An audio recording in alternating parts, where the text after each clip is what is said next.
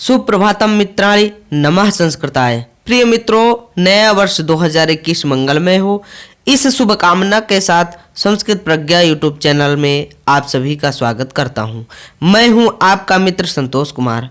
दोस्तों, आज मैं टीजीटी 2020 में होने वाली सबसे बड़ी भर्ती जो अब 2021 में होने वाली है, तो संस्कृत परीक्षा हेतु महाकवि कालिदास विरचित प्रसिद्ध नाटक ग्रंथ अभिज्ञान शाकुंतलम के चतुर्थ अंक से श्लोकों का अर्थ सहित वाचन लेकर उपस्थित हुआ हूँ। तो जितने भी भाई बहन हमारे चैनल पर पहली बार आए हैं, तो प्लीज़ यदि चैनल को सब्सक्राइब नहीं किए हैं तो चैनल को सब्सक्राइब कर लें। दोस्तों, आइए चतुर्थ अंक के श्लोकों को क्रम से देखें।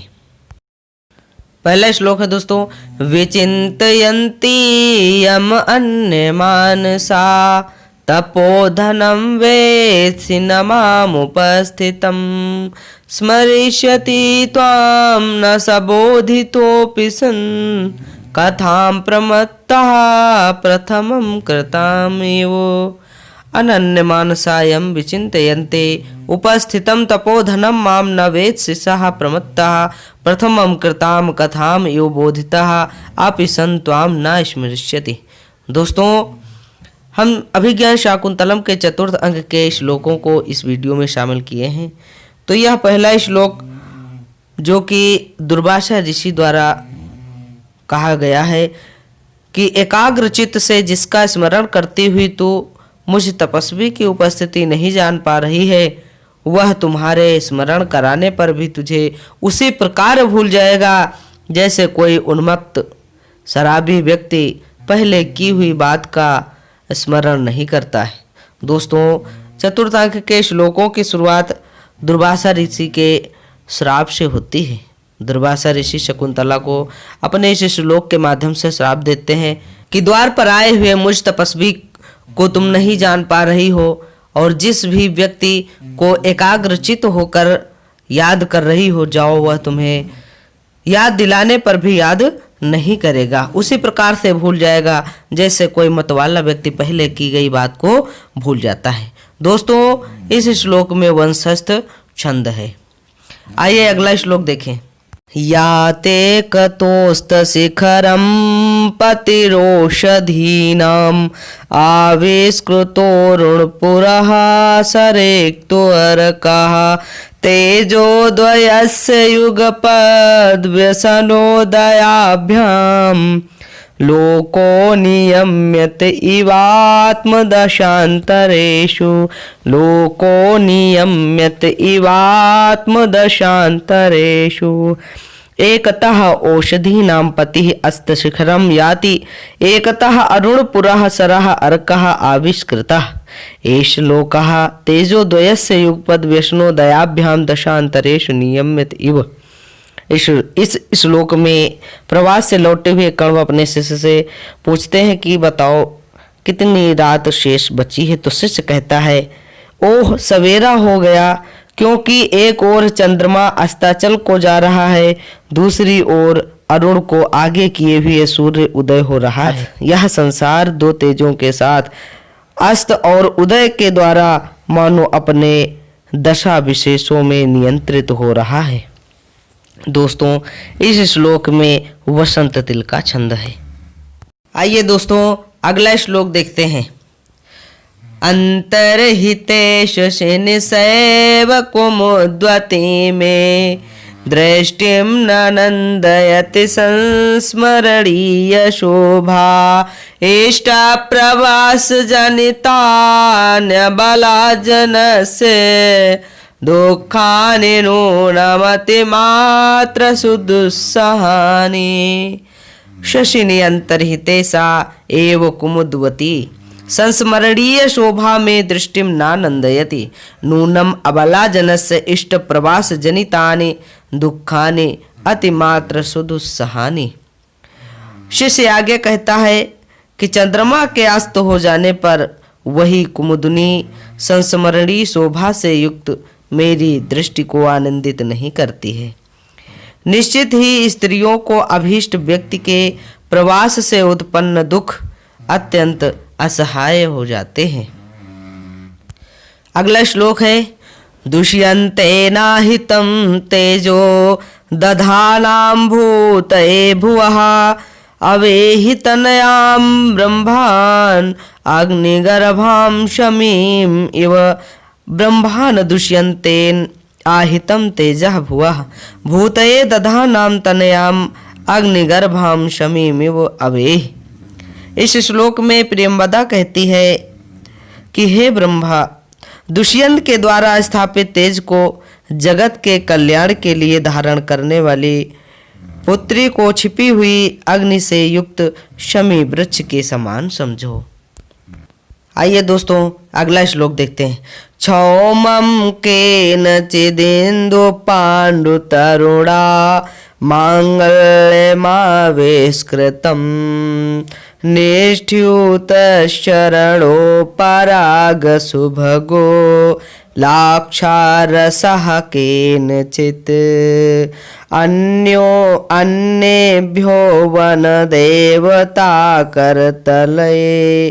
अपर्वभागोत्थितये दत्तान्याभरणानि नः किसलया उद्भेद प्रतिद्वन्द्विभिः न केनचित् तरुणा इंदु पाण्डु मांगल्यम क्षौमम आविष्कृतम केनचित् चरणो पराग सुभगः लाक्षा रसः निष्ठयूतः अन्येभ्यः आपर्व भागोत्थितैः किसलय उद्भेद प्रतिद्वन्द्विभिः वन देवता करतलैः आभरणानि दत्तानि।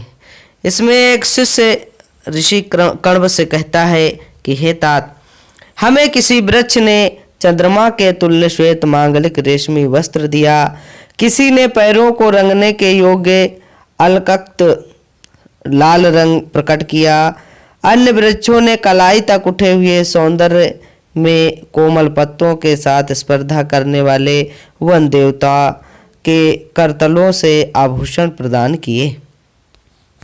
अगला श्लोक है यास्त्यद्य शकुन्तलेति हृदयं संस्पृष्टमुत्कण्ठया यास्त्यद्य शकुन्तलेति हृदयं संस्पृष्टमुत्कण्ठया कण्ठास्तम्भितबाष्पवृत्तिकलुषं चिन्ताजडं दर्शनं वैक्लव्यं मम तावदीदृशमिदं स्नेहाद अरण्योकसः पीडयन्ते गृहिणः कथं नूतनया विश्लेषु दुःखैर्न वै अद्य शकुन्तला यास्यति इति हृदयम् उत्कण्ठया संस्पृष्टं कण्ठा स्तंभित वाष्पवृत्ति कलुषः दर्शनं चिन्ताजडम् अरण्योकसः मम तावत् स्नेहात् ईदृशम् इदं वैक्लव्यं गृह्णा न वै तनया विश्लेष दुःखैः कथं नु पीडयन्ते। इस श्लोक में दोस्तों काश्यप ऋषि यानी कण्व ऋषि कहते हैं कि आज शकुन्तला विदा होगी, इसलिए मेरा हृदय दुख से भर रहा है।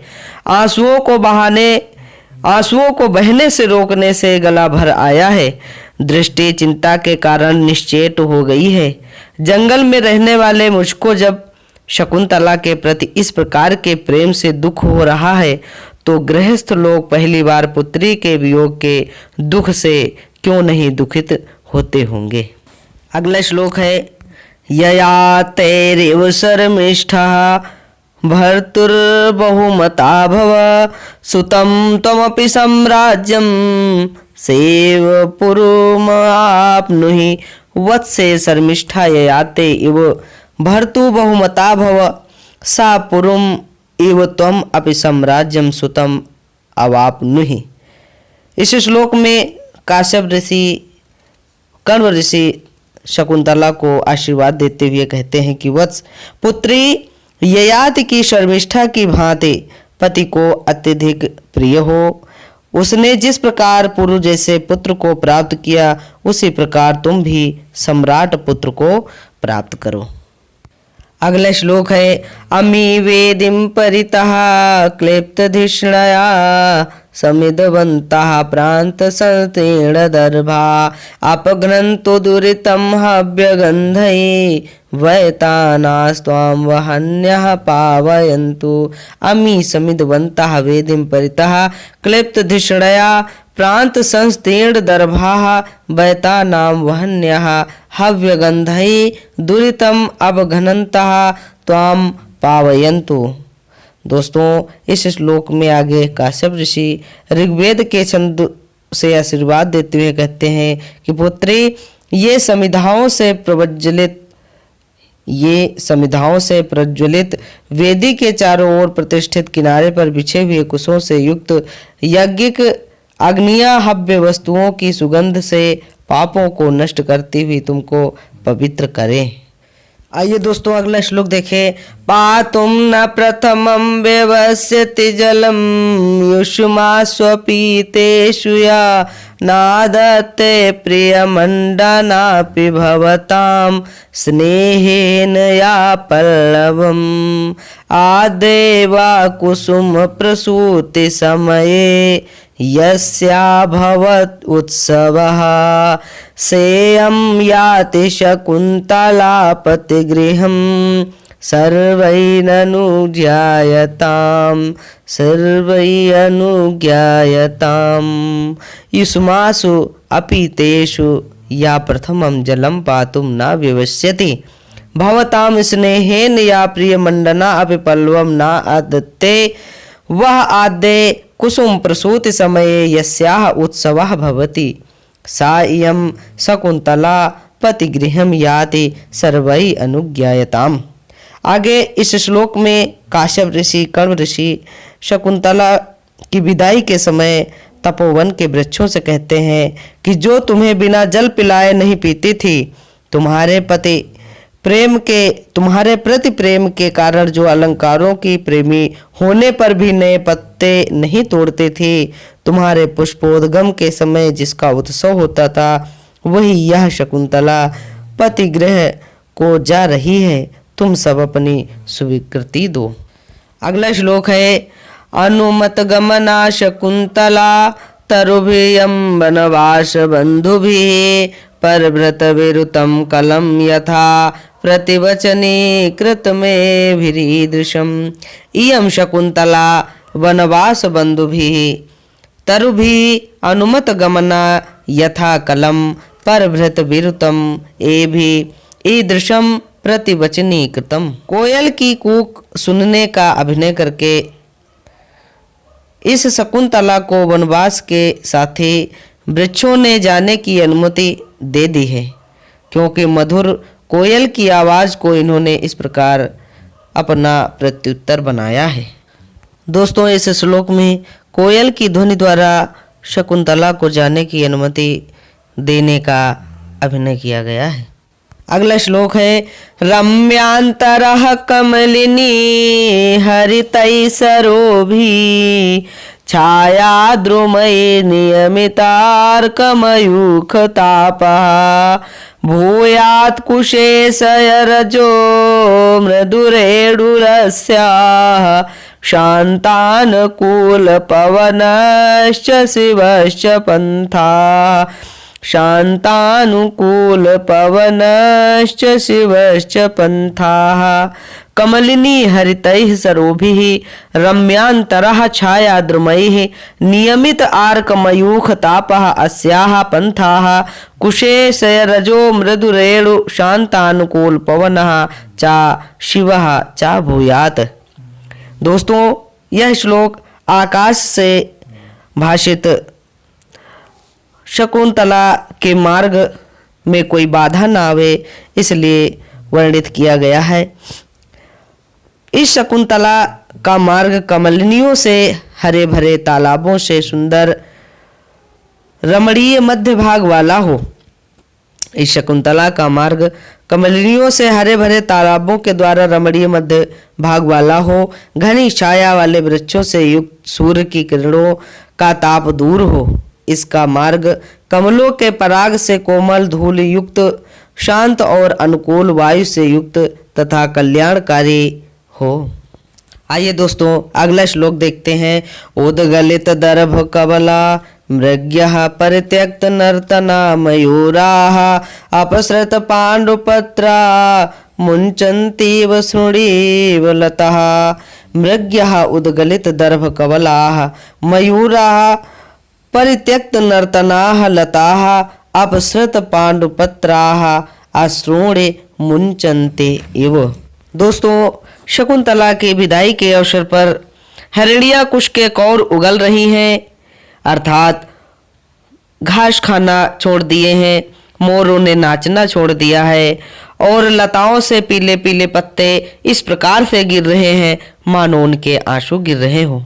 दोस्तों शकुंतला की जब विदाई होती है उस समय जंगल के आश्रम के सभी जीव जंतु पेड़ पौधे सभी लोग बहुत दुखी होते हैं। आइए दोस्तों अगला श्लोक देखें। संकल्पितं प्रथम एव मया तवार्थे भर्तारमात्म सदृशं श्रुकतैर्गता त्वं चूतेन संसृतवती नवमालिकेयम् अस्यामहं त्वयि च सम्प्रतिवीति चिन्तः अस्यामहं त्वयि च सम्प्रतिवीत चिन्तः मया तवार्थे प्रथमम् एव संकल्पितम् आत्मसदृशं भर्तारं त्वं सुकृतै गता इयं नवमालिका चूतेन संसृतवते सम्प्रति अयम् अस्याम त्वयि च वीत चिंता। इस श्लोक में कण्व ऋषि कहते हैं कि मैंने तुम्हारे लिए पहले ही जिसका संकल्प किया था अपने सदृश उस पति को तुम पुण्यों से प्राप्त हुई हो। यह नवमलिका आम से मिल गई है, अब मैं इसकी ओर से और तुम्हारी ओर से चिंता मुक्त हो गया हूँ। अगला श्लोक है। यस्य त्वया व्रणविरोपण इंगुदीनां तैलं न्यषेचयत मुखे कुशसूचि विद्धे श्यामाकमुष्टि परिवर्धित को जहाति सोऽयं न पोत्रकृतकः पदवी मृगस्ते सोऽयं न पोत्रकृतकः पदवी मृगस्ते यस्य कुशसूचि विद्धे मुखे त्वया व्रण विरोपणम इंगुदीनां तैलं न्यषिचेत् सः अयं श्यामाकमुष्टि परिवर्धित कः मृगः ते पदवीं न जहाते। शकुंतला के विदाई के अवसर पर एक मृग शावक शकुंतला के वस्त्रों को पकड़ लेता है। तब काश्यप ऋषि कहते हैं शकुंतला से कि जिसके कुशों के कांटों से छिदे हुए मुंह में तुमने घावों को भरने वाली हिंगोट का तेल लगाया था वही यह सांवा की मुट्ठियों से पाला हुआ और पुत्र के समान हरिण तुम्हारा मार्ग नहीं छोड़ रहा है। अगला श्लोक है। उत्पाक्ष्मणोर्नयनयोरुपरुद्ध वृत्तिं वाष्पं कुरु स्थिततया विरतानुबद्धम् अस्मिन्नलक्षित तनो तौन्नत भूमि भागे मार्गे पदानि खलु ते विषमी भवन्ते। उद्पक्ष्मणोः नयनोः उपरुद्ध वृत्तिम वाष्पम स्थिततया विरतानुबद्धम कुरु अलक्षित तनोत्तन भूमि भागे अस्मिन् मार्गे ते पदानि खलु विषमी भवन्ते। दोस्तों इस श्लोक में कण्व ऋषि शकुंतला से कहते हैं कि हे पुत्री, ऊपर उठी हुई बरौनी से युक्त नेत्रों की दर्शन शक्ति को रोकने वाले आंसुओं को पोंछ डालो, क्योंकि ऊंची नीची भूमि को न देखने के कारण इस मार्ग में तुम्हारे पैर वास्तव में लड़खड़ा रहे हैं। दोस्तों अगला श्लोक देखें। एषाणि प्रियेण विना गमयते रजनीम विषाद दीर्घतराम गुरुवपि विरह दुःखम आशा बंधा साहयते। एषा अपि प्रियेण विना विषाद दीर्घतराम रजनीम गमयति आशा बंधा गुरुः अपि विरह दुखम साहयति।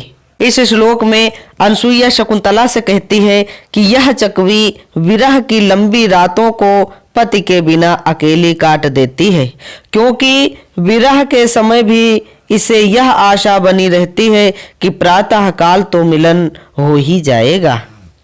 आइए दोस्तों, अगला श्लोक है अस्मान साधु विचिंत संयम धना उच्चै कुलं चात्मनः त्वय्यास्या कथमाप्य बांधव कृतां स्नेह प्रवृत्तिं च तां सामान्य प्रतिपत्य पूर्वक इयं दारेषु दृश्या त्वया भाग्यातं मत्तः परं न खलु तत् वाच्यम वधू बंधुभिः संयम धनान अस्मान आत्मनः उच्चै कुलं च त्वयि अस्याः कथमपि अबान्धव कृतां तां स्नेह प्रवृत्तिं च साधु विचिन्त्य त्वया इयं दारेषु सामान्य प्रतिपत्ति पूर्वकं दृश्याः अतः परम भाग्ययत्तं तत् खलु वधू बंधुभिः न वाच्यम। दोस्तों, इस श्लोक में कण्व ऋषि दुष्यंत के लिए कुछ अपने शिष्य सारंगरों के द्वारा संदेश देते हैं कि संयम ही जिसका धन है, ऐसे हम तपस्वियों तथा अपने उच्च कुल का विचार कर आप द्वारा अपने आप इस कन्या से विवाह कर लिया है। आपने अपने आप इस कन्या से विवाह कर लिया है। इन सब बातों का ध्यान करके आप कम से कम दूसरी रानी के समान शकुंतला का आदर अवश्य कीजिएगा। इससे बढ़कर इसे जो सौभाग्य मिले वह इसके भाग्य की बात है। उसके लिए हम कन्या के बांधो लोग भला क्या कह सकते हैं। श्लोक है शुश्रूष गुरून कुर प्रिय सखे वृत्तिम सपत्नी जने। शुश्रूष गुरून कुर प्रिय सखे वृत्तिं सपत्नी जने। भर्तुर्वे प्रकृतापि रोषणतया मास्म प्रतीपं गमः भूयिष्ठं भवदक्षिणा परिजने भागेष्वनुत्सेकिनी यान्तेवं गृहिणी पदं युवतयो वामाकुलस्याधयः। गुरून शुश्रूषु सपत्नी जने प्रिय सखी वृत्तिं कुरु विप्रकृता अपि रोषणतया भर्तुः प्रतीपं मास्म गमः परिजने भूयिष्ठं दक्षिणा भव भागेषु अनुत्सेकिनी एवं युवतयः गृहिणी पदम यान्ते वामाकुलस्याधयः। इस श्लोक में कण्व ऋषि शकुंतला को समझाते हुए कहते हैं कि तुम यहाँ से पतिगृह पहुंचकर अपने गुरुजनों की सेवा करना, अपनी सौतों से प्रिय सखियों जैसा प्रेम रखना, पति द्वारा तिरस्कृत होने पर भी क्रोध करके उनसे झगड़ा मत कर बैठना, अपने दास दासियों के प्रति उदार होना, अपने सौभाग्य पर बहुत गर्व मत करना। इस प्रकार का आचरण करने वाली स्त्रियां गृह लक्ष्मी होती हैं। इसके विपरीत चलने वाली कुल के लिए अभिशाप होती हैं।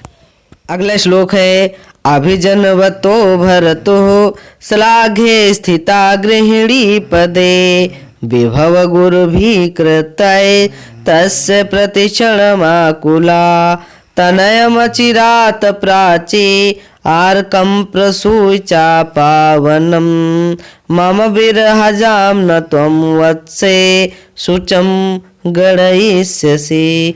वत्से त्वम् अभिजनवतः भर्तुः श्लाघे गृहिणी पदे स्थितः तस्य विभव गुरुभिः कृतैः प्रतिक्षणम् आकुला अचिरात प्राची इव अर्कः पावनः तनयं प्रसूय च मम विरहजाम शुचम न गणयिष्यसि। कण्व ऋषि आगे कहते हैं कि पुत्री, तुम महाकुलीन पति के प्रशंसनीय गृह स्वामिनी पद पर अधिष्ठित होकर ऐश्वर्य के कारण महत्वपूर्ण कार्यों में प्रतिक्षण व्यस्त होकर शीघ्र ही पूर्व दिशा में उत्पन्न सूर्य की भांति पवित्र पुत्र को जन्म देकर मेरे वियोग के दुख को भूल जाओगी। श्लोक है भूत्वा चिराय चतुरंतम ही सपत्नी दौशन्ति मत प्रतिरथम तनयम निवेश्य भर्त्रा तदर्पित कुटुंब भरेण सार्धम शान्ते करिष्यसि पदम पुनराश्रमेऽस्मिन् शान्ते करिष्यसि पदम पुनराश्रमेऽस्मिन् चिराय चतुरन्तमहि सपत्नी भूत्वा अप्रतिरथम तनयम दौशन्तिम निवेश्य तदर्पित कुटुम्भरेण भर्ता सार्धम शान्ते अस्मिन् आश्रमे पुनः पदम करिष्यसि। शकुंतला कण्व ऋषि से कहती है, हे तात, मैं अब पुनः इस आश्रम में कब आऊंगी? तब काश्यप ऋषि कहते हैं कि बहुत दिनों तक चारों समुद्रों तक व्याप्त पृथ्वी की सपत्नी होकर अपने अद्वितीय वीर पुत्र दौशन्ति को सिंहासन पर बिठाकर और कुटुंब का भार उसे सौंपकर तुम अपने पति के साथ इस शांत तपोवन में फिर से आओगी। अगला श्लोक है समम एष्यतिमं शोकः कथम नो वस्य त्वया रचित पूर्वम उट्टज द्वार निव्यूढ़म निवार बलिम विलोक्यतः वत्से त्वया रचित पूर्वम उट्टज द्वार विरूढ़म निवार बलिम विलोक्यतः मम शोकः कथम नु शमम एष्यति। काश्यप ऋषि कहते हैं, हे पुत्री, तुम्हारे द्वारा पहले दिए गए और अब कुटी के द्वार पर उगे हुए निवार के उपहार को देखते हुए मेरा शोक भला कैसे शांत हो सकेगा। दोस्तों, चतुर्थ अंक का अंतिम श्लोक है अर्थो हि कन्या परकीयैव तामद्य संप्रेष्य परिगृहीतो जातो ममायं विशदः प्रकामं प्रत्यर्पितन्यासिवान्तरात्मा प्रत्यर्पितन्यासिवान्तरात्मा कन्या ही परकीयः एव अर्थः आद्यतां परिगृहीतुः संस्प्रेष्य मम अयम् अंतरात्मा प्रत्यर्पितन्यासः प्रति अर्पित अन्यासः एव प्रकामं विशदः जातः। कण्व ऋषि कहते हैं कि कन्या वस्तुतः पराई संपत्ति है। आज उसको पति के पास भेजकर मेरी यह अंतरात्मा उसी प्रकार प्रसन्न हो रही है जैसे धरोहर को लौटाने पर धरोहर रखने वाले का मन अत्यधिक प्रसन्न होता है। दोस्तों, इसी श्लोक के साथ आज का हमारा यह वीडियो समाप्त होता है। फिर किसी दूसरे ग्रंथ के साथ उपस्थित होऊंगा। तब तक के लिए नमस्कार। नमः संस्कृताय जयतु संस्कृतम वंदे मातरम।